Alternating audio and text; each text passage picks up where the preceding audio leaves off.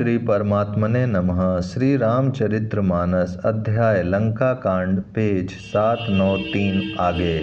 जैसे जैसे प्रभु उसके सिरों को काटते हैं वैसे ही वैसे वे अपार होते जाते हैं। जैसे विषयों का सेवन करने से काम उन्हें भोगने की इच्छा दिन प्रतिदिन नया नया बढ़ता जाता है। सिरों की बाढ़ देखकर रावण को अपना मरण भूल गया और बड़ा गहरा क्रोध हुआ। वह महान अभिमानी मूर्ख गर्जा और 10 धनुषों को तान कर दौड़ा। रणभूमि में रावण ने क्रोध किया और बाण बरसाकर श्री रघुनाथ जी के रथ को ढक दिया। एक दंड घड़ी तक रथ दिखलाई न पड़ा, मानो कुहरे में सूर्य छिप गया हो। जब देवताओं ने हाहाकार किया तब प्रभु ने क्रोध करके धनुष उठाया और शत्रु के बाणों को हटाकर उन्होंने शत्रु के सिर काटे और उनसे दिशा विदिशा आकाश और पृथ्वी सबको पाट दिया।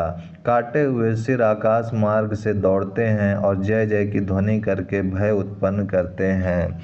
लक्ष्मण और वानर राज सुग्रीव कहाँ हैं? कौशलपति रघुवीर कहाँ हैं? राम कहाँ है? यह कहकर सिरों के समूह दौड़े। उन्हें देखकर वानर भाग चले। तब धनुष संधान करके रघुकुल मणि श्री राम जी ने हंसकर बाणों से उन सिरों को भली भांति भेद डाला। हाथों में मुंडों की मालाएं लेकर बहुत सी कालिकाएं झुंड की झुंड मिलकर इकट्ठी हुईं और वे रुधिर की नदी में स्नान करके चलीं, मानो संग्राम रूपी वटवृक्ष की पूजा करने जा रही हों। फिर रावण ने क्रोधित होकर प्रचंड शक्ति छोड़ी। वह विभीषण के सामने ऐसी चली जैसे काल यमराज का दंड हो। अत्यंत भयानक शक्ति को आती देख और यह विचार करके मेरा प्राण शरणागत के दुख का नाश करना है, श्री राम जी ने तुरंत ही विभीषण को पीछे कर लिया और सामने होकर वह शक्ति स्वयं सह ली। शक्ति लगने से उन्हें कुछ मूर्छा हो गई। प्रभु ने तो यह लीला की, पर देवताओं को व्याकुलता हुई। प्रभु को श्रम शारीरिक कष्ट प्राप्त हुआ देखकर विभीषण क्रोधित हो हाथ में गदा लेकर दौड़े और बोले, अरे अभागे मूर्ख नीच दुर्बुद्धि, तूने देवता मनुष्य मुनि नाग सभी से विरोध किया। तूने आदर सहित शिव जी को सिर चढ़ाए, इसी से एक एक करके बदले करोड़ों पाए।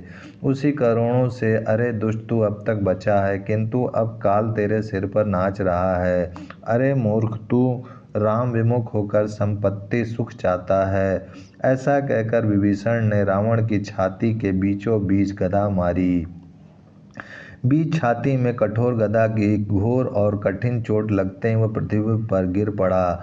उसके 10 मुखों से रुधिर बहने लगा। वह अपने को फिर संभाल कर क्रोध में भरा हुआ दौड़ा। दोनों अत्यंत बलवान योद्धा भिड़ गए और मल्ल युद्ध में एक दूसरे के विरुद्ध होकर मारने लगे। श्री रघुवीर के बल से गर्वित विभीषण उसको रावण जैसे जग विजयी योद्धा को पासांग के बराबर भी नहीं समझते। शिव जी कहते हैं, हे उमा, विभीषण क्या कभी रावण के सामने आंखें उठाकर भी देख सकता था, परंतु अब वही काल के समान उससे भिड़ रहा है। यह श्री रघुवीर का ही प्रभाव है। विभीषण को बहुत ही थका हुआ देखकर हनुमान जी पर्वत धारण किए हुए दौड़े। उन्होंने उस पर्वत से रावण के रथ घोड़े और सारथी का संहार कर डाला और उसके सीने पर लात मारी। रावण खड़ा रहा, पर उसका शरीर अत्यंत कांपने लगा। विभीषण वहां गए जहां सेवकों के रक्षक श्री राम जी थे। फिर रावण ने ललकार कर हनुमान जी को मारा। वे पूंछ फैलाकर आकाश में चले गए। रावण ने पूंछ पकड़ ली। श्री हनुमान जी उसको साथ लिए हुए ऊपर उड़े।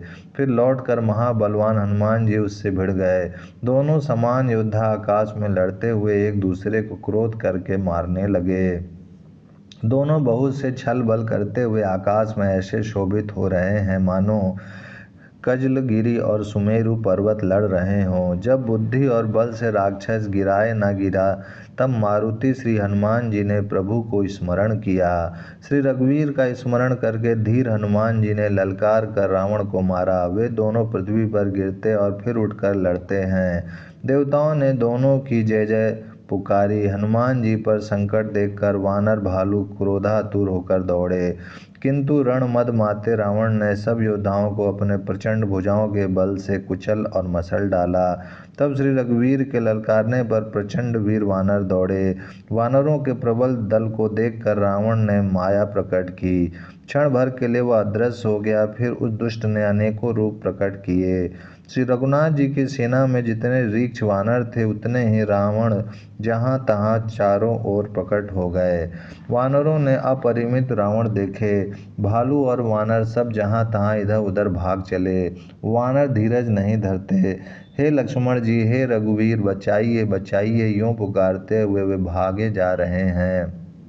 दसों दिशाओं में करोड़ों रावण हैं, दौड़ते हैं और घोर कठोर भयानक गर्जन कर रहे हैं। सब देवता डर गए और ऐसा कहते हुए भाग चले कि हे भाई, अब जय की आशा छोड़ दो।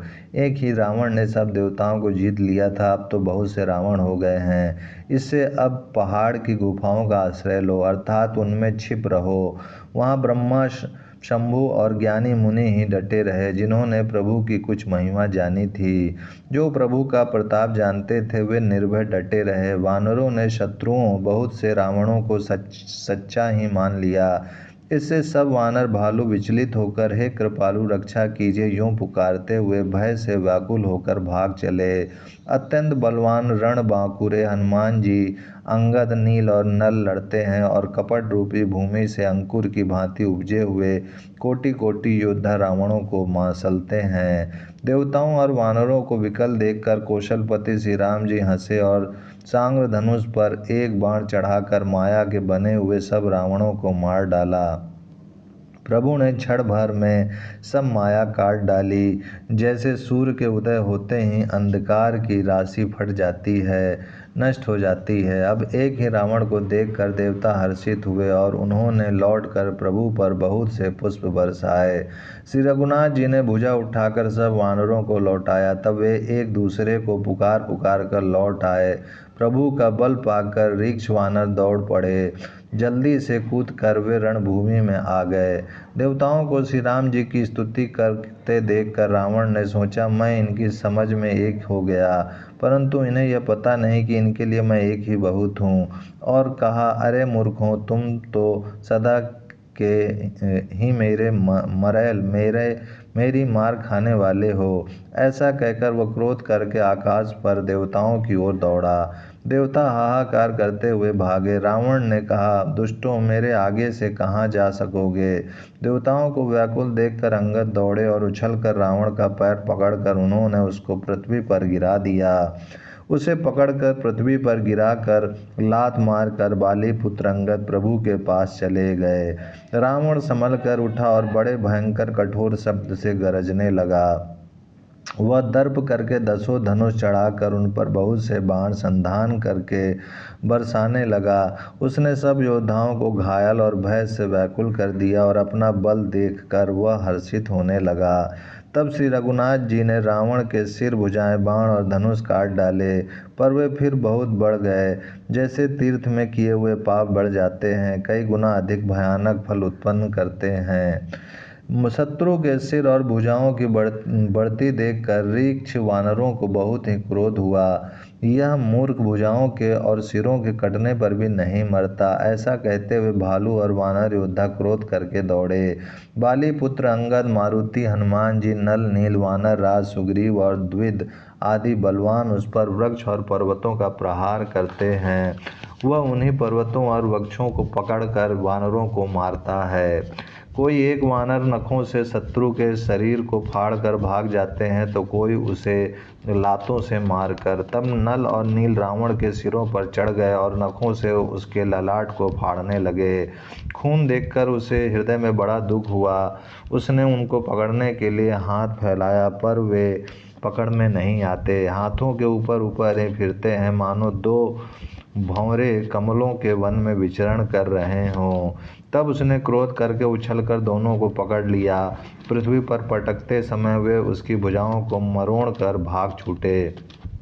उसने क्रोध करके हाथों में दसों धनुष लिए और वानरों को बाणों से मार कर घायल कर दिया।